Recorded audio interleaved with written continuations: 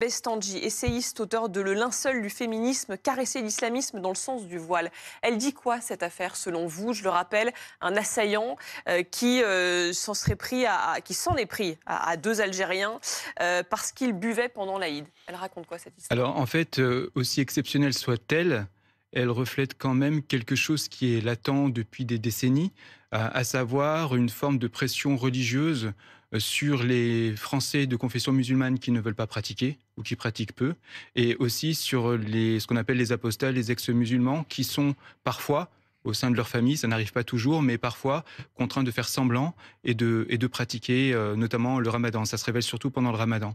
J'ai moi-même reçu, chaque année je reçois des témoignages, soit de parents qui m'expliquent que dans le collège ou le lycée de leur enfant, ils sont parfois obligés de faire semblant. Ils vont pas manger à la cantine, par exemple, parce qu'ils subissent une pression de la part d'autres élèves. Donc, quand vous baignez dans cette ambiance depuis plusieurs décennies, il peut arriver qu'une minorité passe à la violence et s'octroie le droit de se comporter en police de la charia ou police religieuse, et à leurs yeux, l'autorisation d'exercer une sanction contre ceux qu'ils considèrent comme en infraction à la loi religieuse, parce qu'ils pensent qu'il y a la loi religieuse d'un côté qui s'applique à eux et il y a la loi de la République de l'autre qui ne s'applique pas forcément.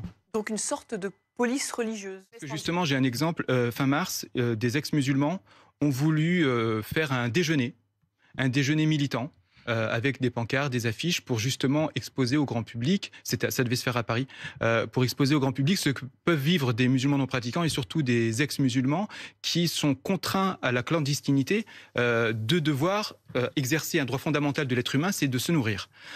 Et ils sont contraints à cela et ils ont voulu manifester, et manifester, déjeuner assis dans l'herbe, et ça a été interdit. Ça a été interdit par la préfecture, parce qu'il n'y avait pas toutes les conditions de sécurité réunies pour pouvoir permettre ce sitting, parce qu'il y avait des pancartes. S'il n'y avait pas de pancartes, on leur a dit enlevez vos pancartes et vous pourrez déjeuner, parce que là on ne saura rien du tout. Et ils ont dit non, c'est ridicule. Donc on en est là. Et comme je disais, des exemples, moi-même je l'ai vécu plus jeune. Certaines formes de pression, non pas par ma famille parce qu'elle est très cool, mais parfois dans mon quartier. Et j'ai travaillé dans l'animation, donc je voyais des jeunes, et ça c'était dans les années 90 déjà, qui se fliquaient les uns les autres pour savoir qui fait le ramadan et qui ne le fait pas. Donc le problème, c'est qu'on passe d'un acte spirituel, parce que le ramadan en soi n'a aucun problème, mais on passe d'un acte spirituel à une pratique qui a un vecteur identitaire et qui est là pour montrer du doigt, à la limite, ceux qui ne pratiquent pas, et ceux qui pratiquent ont besoin parfois, pas toujours, mais parfois de l'afficher. Naïm, à qui est-ce qu'on dénonçait, à qui est-ce qu'on dénonce ceux qui ne font pas le ramadan?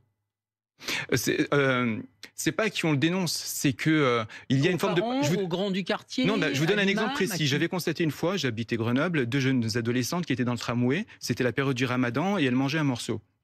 Il y a quelqu'un de leur quartier, apparemment, qui les connaissait et qui leur a fait la morale pendant tout le trajet. C'était pas méchant, c'était pas violent, mais c'est un coup de pression en leur disant mais quand même, ce que tu fais, c'est pas bien. Et elles étaient contraintes quasiment de se justifier pour expliquer pourquoi elles ne le faisaient pas aujourd'hui, qu'elles avaient commis une erreur et qu'elles le feraient demain. C'est comme ça que ça se passe. C'est comme ça que ça se passe. Et c'est une pression qui s'est accentuée ces dernières années? Oui, ça s'accentue parce que, comme je le disais, on est passé d'un acte spirituel, parce que le jeûne du ramadan, c'est un acte purement spirituel pour les musulmans. C'est quelque chose qui est profond pour eux. Mais vous avez une partie d'entre eux qui le font juste pour se remplir bien la panse le soir.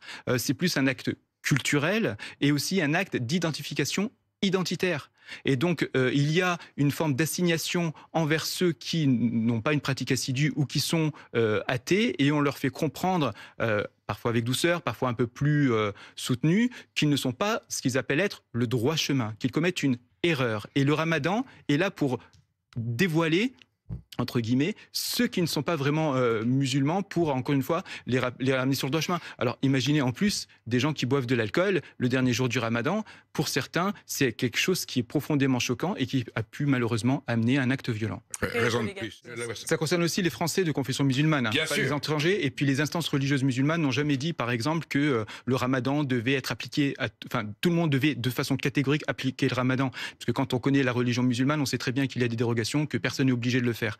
Mais ce que je voulais préciser aussi, c'est que nos politiques, c'est ce que j'écris dans mon livre justement, martèlent souvent la liberté de croire et de ne pas croire, de pratiquer et de ne pas pratiquer. Ça, c'est la théorie. Parce que je vous garantis que dans beaucoup de quartiers populaires, une partie des musulmans ont la possibilité de croire s'ils veulent et de pratiquer s'ils veulent, mais pas de pas croire. Ça, pour eux, c'est la science-fiction.